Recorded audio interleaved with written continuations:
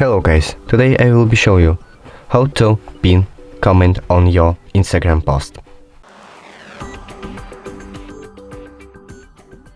At the first, you need to open the Instagram application. Then scroll down and click comments. After you choose your favorite comment, you need to hold finger on that comment.